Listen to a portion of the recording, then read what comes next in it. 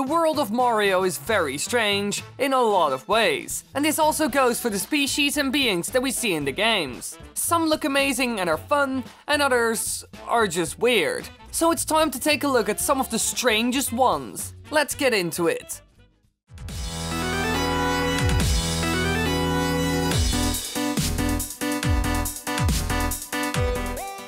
Number 10.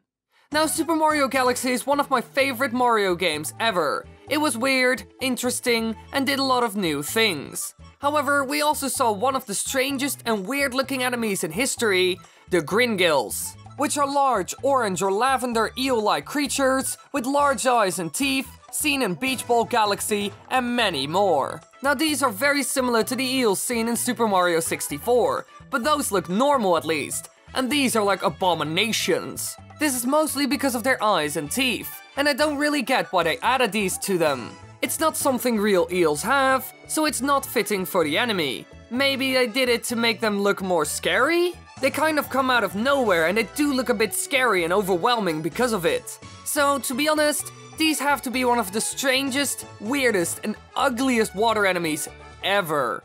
Number 9. Super Mario 64 was one of the best Mario games ever made. Well, that's what everyone says at least. The game is filled with well-designed and memorable enemies and characters, but there's one that is extremely different from the others. The Crazed Crate, which is some sort of living block similar in appearance to a standard block with the same worried face on each side of it.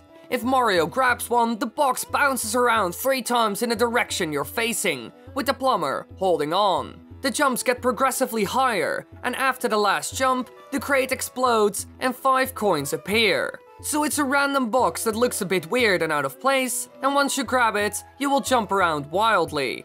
Why? What is the use of this? It's so weird, and that's the entire reason it's on this list. In my opinion, it doesn't really serve a purpose, and it can be extremely annoying, since you don't really expect it at first. Overall, one of the more weird, random, and strange choices Nintendo has ever made. Number 8. For our next weird creature, we're going to move to one of the 2D Mario games, Super Mario World. Now, this game has lots of dinosaurs, since it's set on Dinosaur Island, so you could have expected that. Welcome to Jurassic Park.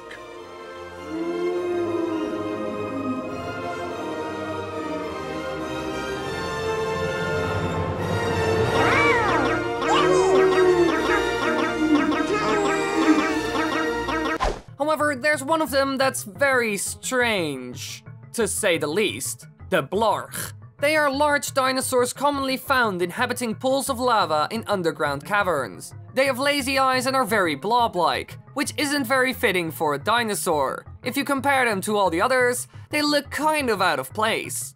All the other beings that we see on the island are clearly based on something, but we don't really know where they got the idea for the Blarg from. This has to be the strangest and weirdest one we have seen in this game, but with this one, I kind of get the appeal. They are silly and actually look kind of funny. I think that's the reason they ended up going with them. They are very memorable. Number 7. There's one Mario that is considered by many, including me, as the weirdest and most out-of-place game ever. And there's one being in this game that is extremely weird, the Ostriches, which are large flightless birds. These are said to be the mode of transportation in Subcon and are the first species that Mario can ride, even though they're enemies. Now, these are just ostriches, which came out of nowhere and don't really fit with the Mario franchise. They walk casually and look odd, to say the least. Yet again, Nintendo, why?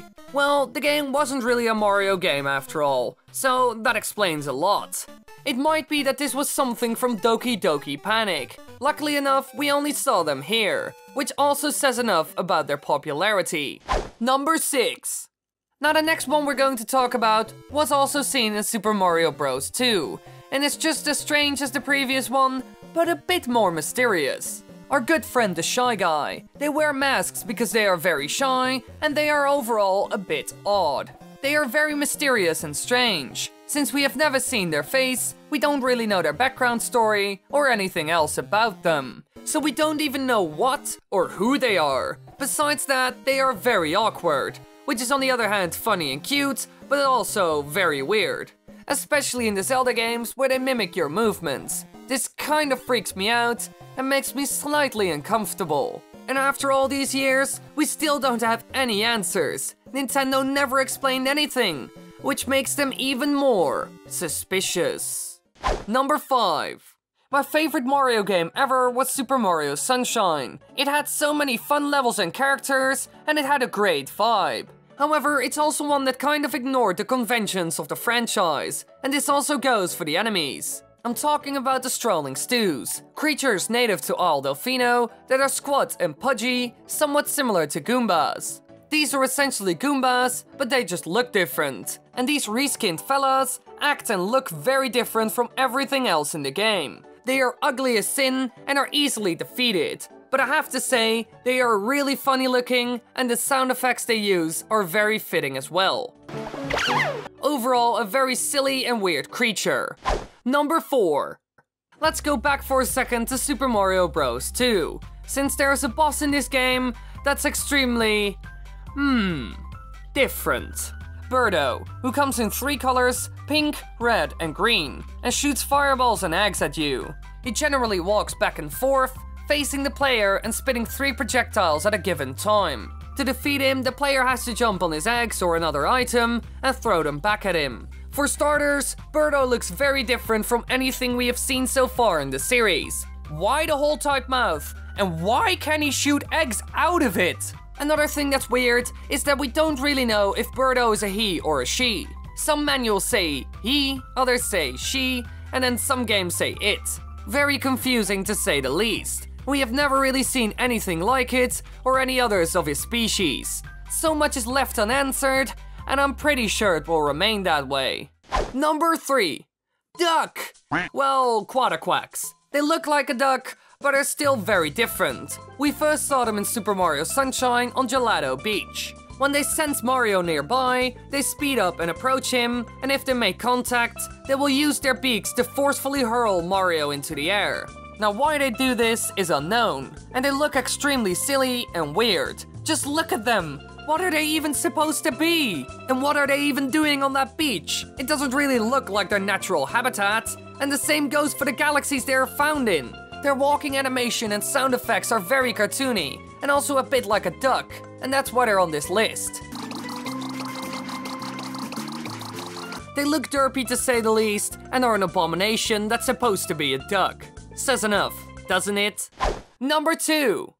Now for a being that's not really a creature, but actually a robot. The Gearmos from Super Mario Galaxy. They find it distasteful that trash is being thrown on their planet, and they ask Mario if he wants to dispose of it by blowing it up. Some Gearmos can be perceived as irritable, as well as obsessed with tidiness, and that's why they're on this list. They are completely nuts, and are so focused on cleaning everything. It's just weird. For instance, the bomb-blasting Gearmos become furious if Mario or Luigi does not complete the minigame. Another one gets angry at him for destroying a giant weight holding down a tower, and another warns Mario to not let him catch him littering.